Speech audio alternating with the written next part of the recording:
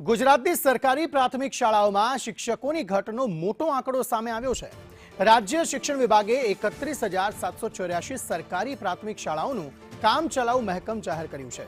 રાજ્યમાં 49 લાખથી વધુ વિદ્યાર્થીઓને ભણાવવા માટે 2,01,458 શિક્ષકોની જરૂરિયાત સામે હાલ 1,75,839 શિક્ષકો ફરજ બજાવી રહ્યા છે।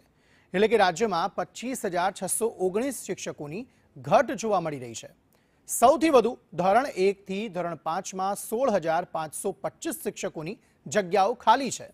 શિક્ષણ વિભાગે સમગ્ર પ્રક્રિયાને પેપરલેસ બનાવી ઓનલાઈન માહિતી ઉપલબ્ધ કરાવી હતી।